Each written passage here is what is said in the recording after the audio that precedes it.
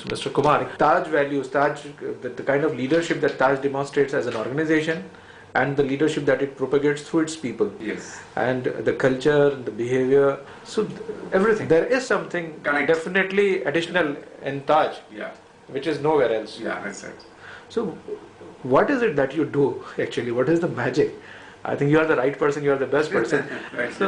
So tell me the secrets. Well, you see, I would say, begin by saying that, perhaps there is no other organization in the world that is so complete, so holistic as the Tata Group. And I say it with a lot of pride. And I think I'm quite qualified enough to say that because I'm second generation Tata and I've been with the Tata Group and Taj for the last 38 years. So it's been a way of life. It's not a job. And if you ask me what is it that actually makes the Taj so special is what we call the Tajness. It's the spirit of the Taj. And that spirit is something that you feel, it goes to your body, mind and soul. It is not something that's measurable. It is not something that you can actually imbibe by kind of going through some management development program. It is something that actually you absorb, you imbibe, it becomes part of you. It has become so much of an integral part of you as you go along in the company, in your journey of life. Having said that, I think the Tajness of today, the kind of image and ethos that the outside world gets to know about Taj, especially the 26th level, is not just happened overnight. It has taken generations of people, employees, associates who have worked in this organization for the last 100 years, 100 year plus. You have people who have worked for generations. Generations. Grandfather to father to son. And I'm sure it will continue. You have such people in the organization? Yes, many. Okay. Many such people. So it has taken generations of people for a very long time who have actually understood and how did they come back to the Taj and work again. There is some magic about the Taj, and that magic is not in terms of material benefits. It's not in terms of the careers. It's not in terms of the fame and material comfort that you get out of it. I think it's about the sense of belongingness. It's about being taking pride in the fact that you're working for an organization that is so unique. So what are the things that are so unique about the Taj? I think one of the things that is a magnetic attraction to anyone who starts working in the Taj is that there's a huge bonding. There is a family-like bonding in the institution. It's an institution, it's not a hotel. And so therefore there's anyone who starts working in the Taj feels that this is a nursery. This is a university where you learn, continue to learn. There is a certain sense of accommodation. There's a certain sense of, like how you go to a family home. When you go to a family home, even if you're not belonging to that family home, you have somebody who's a friend of that family home, and then you go there and as a guest, and then the matriarch of the family takes care of you, gives you food. So you see, it's something like that. The Taj means a lot to India. The Taj Mahal Hotel in Bombay is an epitome of excellence, world-class excellence for Indians. So this is a building that actually has transformed itself into an institution, and it has stood the test of times for centuries. So in a sense, the hotel industry, hospitality industry from the Eastern Hemisphere follows a very different philosophy as against the Western Hemisphere. The Western philosophy is very driven from the left side of the brain. It's all about logic, it's all about processes, it's all about approaches, methodic, everything that actually can be counted. Whereas the Eastern philosophy is all about spiritualism, it's all about the mind, it's all about the heart. And I think that is what hospitality in the true sense means. It's all about not the quantifiable, not the measurable aspect of it. It is the experience that we said. It is about, once you come into the Taj, it's not just about the chandeliers, it's not about the marble, or it's not just about the artwork that's around the place. It's about the people that make the difference. And the way they actually welcome our guests, the way they actually look after the guests, the way they actually cook the food for the guests, or actually takes care of the guest comfort, is as if, each employee takes it upon his or her responsibility to make that person feel at home. Long before the technological advent, we remember the names of the guests who would come back to the Taj. So when someone comes back after about, let's say, 7 months or 6 months, and there is this receptionist or the bellboy or the watchman himself, the porch guard, who recognize the guest by his name. So you had CRM How long does it before happen? it was even thought of. Absolutely. See, so that is the human mind. If you really are so passionate and so involved, and you take pride in the fact that I'm a porch guard. I'm the first person to welcome the guests, and I'm the Taj. That feeling comes into the person. He remembers hundreds of names, right? And then that's the magic. So from the time when you get out of the car, guest is welcomed by his first name, and is taken along, and then all along right through the room, and wherever he goes in the hotel, his preferences, his likes, his family members. He himself is so familiar with so many faces in the Taj. So it's the same thing can be replicated by any hotel anywhere in the world. Food, or the beautiful deco, the design, the tables, the crockery, anything can be are things that can be replicated. Anyone can buy it, but they can't buy the spirit of the Taj people. The DNA of Taj. The DNA of the Taj, and this DNA of the Taj is is arising out of the fact that, for me, I know this is where I learn. So it's about growth. It's about learning. These are the two powerful elements that keep the employees within the Taj. The other thing is, Taj may not necessarily be the best paymasters, but when it comes to life is not all about counted in money and rupee and anna paisa. Of course, when you have generations of people working for you, That's right. so that certainly is not the Absolutely. Yeah. So life is also beyond just the salary that you get at the end of the month. Life could be about, okay, suddenly you have some illness in the family. Your father is not well, your mother is not well. The Taj comes to the help. The Taj will go out of the way to ensure that and that the employee is taken care of. Then housing, basic necessities of life.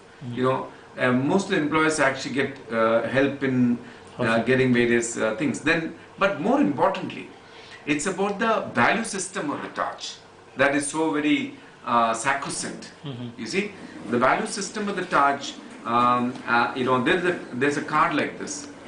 Zoom it. Every single employee actually keeps this card. Okay. It's called the Credo card, the Taj Credo. All right. So you have this. Then I'll show you the value systems here. As you can see, this is a little card that we proudly carry in our pockets, and then we imbibe. So it's So not in- surprising there are no employees at Taj. Everybody's an owner. Everybody's an owner. Everybody actually has a huge stake in this company, because for us it's a lifetime journey. And even in those who actually go beyond, they go out to the Taj, they probably look for greener pastures, but they always remain aligned to the Taj, connected with the Taj, people with the Taj. There is no disconnection with the Taj. It is difficult for me to explain in measurable terms or in real words what is this feeling. But I can say that, for example, people diversity, integrity, and respect. Okay, so we believe in, we are the true. It's a mini India. The Taj is a mini India. We are very secular. We respect every creed, every community. But your secularism is not anti-religious, Absolutely not. Not at all. as in most of the places. Gender equality. Yeah. We have huge respect for women, and there are a lot of lady employees who actually work with the Taj for generations, and then integrity. The integrity is something that we practice, in line with the Tata philosophy.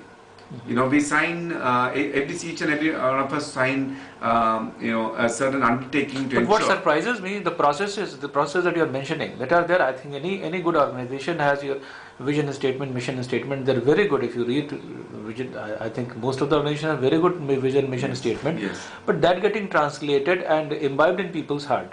I just want to know. I'm wondering what kind of training system you have. But Okay, let me say, it all begins with the leadership. It all begins with the head of the family. If the head of the family, I'm starting from the Tata leadership, the Taj leadership, they set the tone. It's like the Prime Minister of India. I mean, the head of anything. If that person, actually walks the talk, it believes in the philosophy, propagates the philosophy, and becomes a role model, then the whole entire. so the mantra organization is walk the talk. is walk the talk. Okay. Leadership should walk the talk. And when you become a Tata man, you automatically actually, get yourself integrated towards that philosophy of integrity. We value it immensely. For us, it is a trust.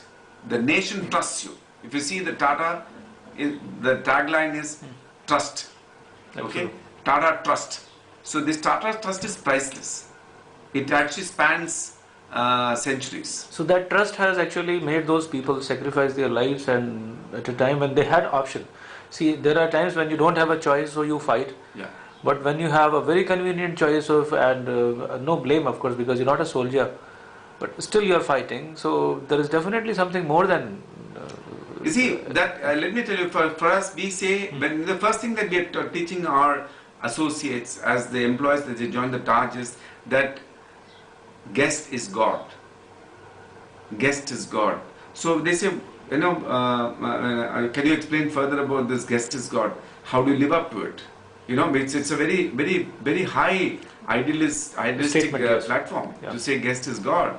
So how do you treat God? It says first and foremost, guest is God. And the way we translate that is, we never say no to a guest. We never say no to a guest. If a guest wants to have breakfast at 1 o'clock in the morning, it's given to a person. If a guest, so whatever the guest actually is expecting and asking us to do, deliver, we do it. Okay? So like the way famous battle cry, my duty is to, not to ask why, but to do and die. In a sense, actually, that's literally what probably some of our associates did on the 26/11. Where did that spirit come from? The spirit came from the fact that every single employee owns the guest. So therefore, on that day, those people who are inside that hotel took it upon themselves that it is my moment. I have to put my hand up and be counted to protect my guest. Normally we are not used to protecting the lives of guests. We are usually are there to to create experiences, to make the guest feel absolutely happy and delighted, and and create lasting memories. But here was that rarest of the rare moment in the history of the Taj, when a lot of our associates are called upon unexpectedly to protect the lives of the guest. And the way in which they went about doing was reflected on their huge intensity, their huge connection with the spirit of the Taj. They did not mind facing up, at close range, the bullets of the terrorists, but they made sure that they lived the spirit that guest is God. The coffee shop person. The God has to be protected.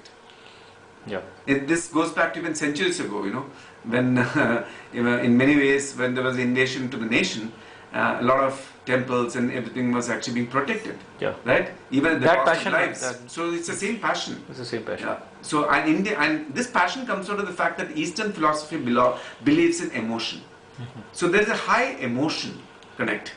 Otherwise, in the Western philosophy, it's all about, they'll define it as a job. So this is a job. It's a hotel, so it's a job. A responsibility My 8 hours ends a here. job, and then I disconnect, and I have my own my life. Yeah. But for us, this is life. Taj is life. And I'm a living example of that myself, because my wife is a social activist. Okay. She actually is the other end of the spectrum. She is looking after the underprivileged, the poor as the poor, and I'm here looking after a very different profile of people. and both But my through them, you are actually looking after taking care of poorest of poor. Absolutely. So you see, you need to create wealth for the nation, like what late Mr. J.R.D. Tata said. You have to create wealth for the nation, and then after that, make sure that the wealth is distributed equally to the to everyone, to all in the society. So coming back to this whole ethos of Tajness, okay. The growth is fundamental to any employee. Growth is fundamental, more than material benefits.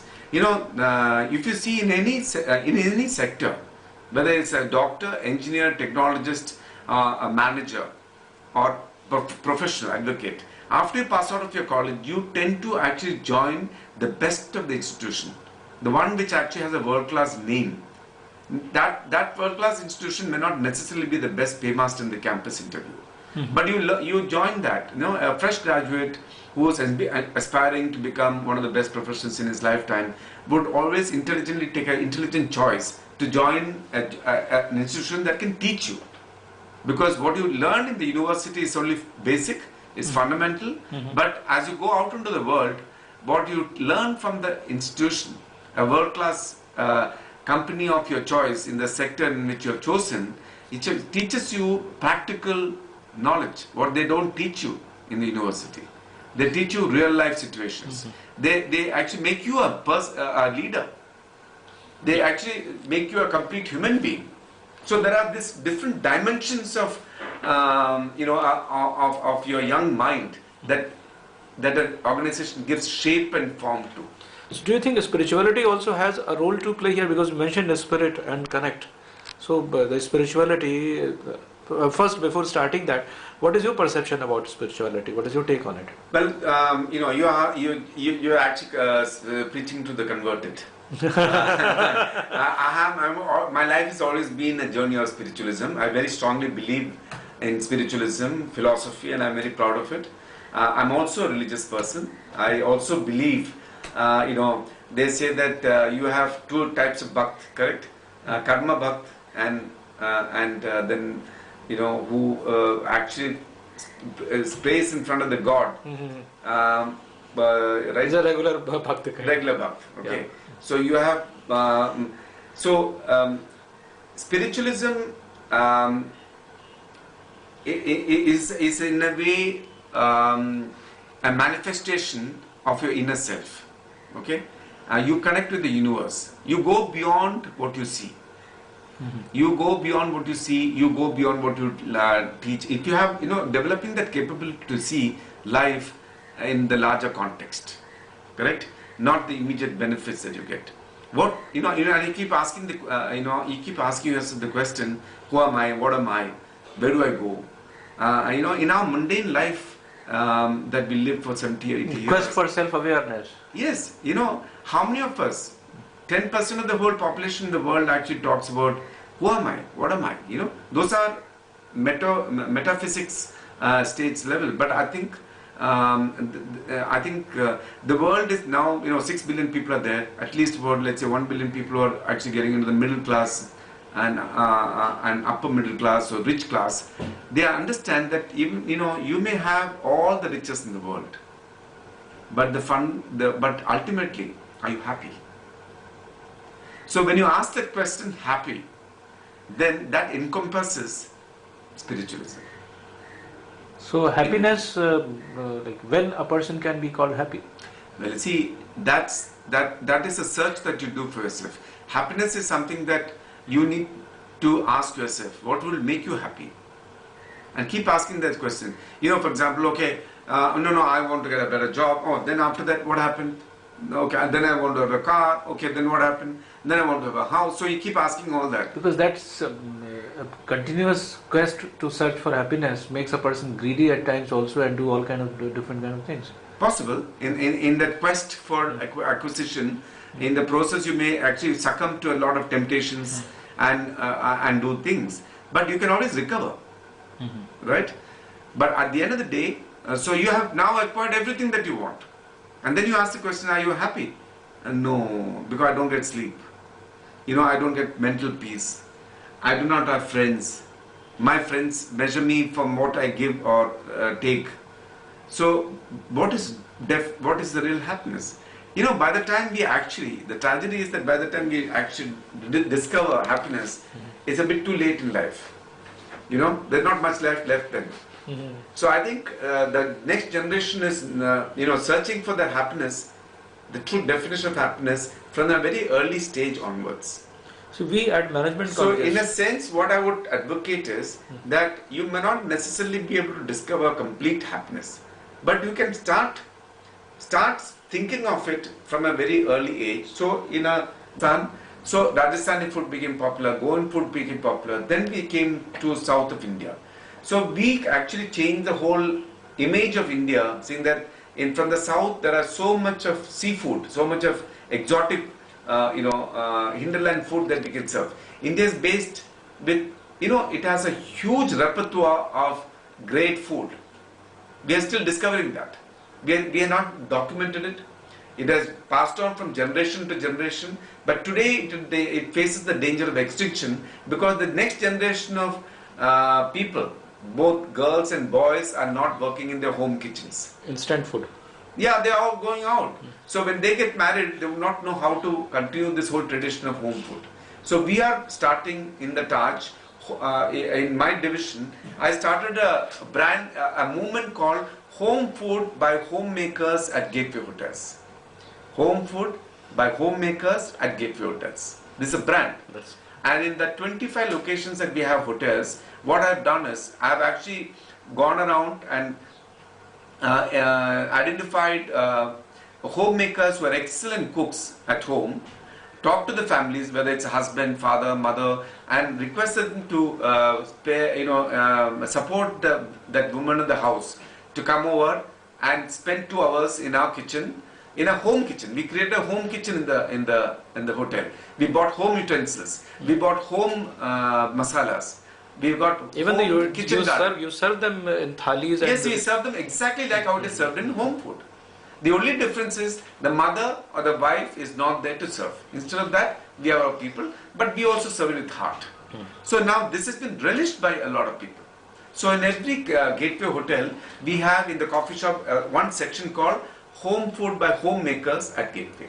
So there, like Jodhpur, if you go to Jodhpur, it is not Rajasthani food, but the Jodhpur food.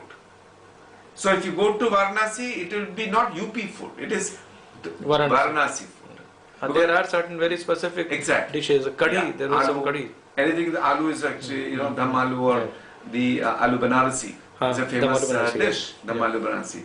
Now that's famous. But there is a way of baking it. So we have mastered that through the help of these homemakers. They're getting employment also. We're paying them well. We give them food, we drop them back home, then they come back in the evening. So, in the process, what is happening? The Taj is propagating the ancient home foods of India to the outside. So, can it be transported through your help in management colleges, the same philosophy? Absolutely. Yeah. What we need to do is, we need to actually mass media. If, for instance, you make this into a film about the Taj, the Tajness as a management education. What has it taken Taj to become a world-class organization? What has it taken Taj to retain and attract generations of employees to continue to work for this organization? We'll be doing a case study on it actually. And that case study should be propagated and in a mass communication level to all the colleges in India. And then, it gets imbibed. Because Taj is a role model. Taj is a role model in many ways for leadership. And it's highly respected. So it's not necessary that it can only be for hotel management graduates. It can actually be for any professional, not only any spheres of leadership. It's about service management.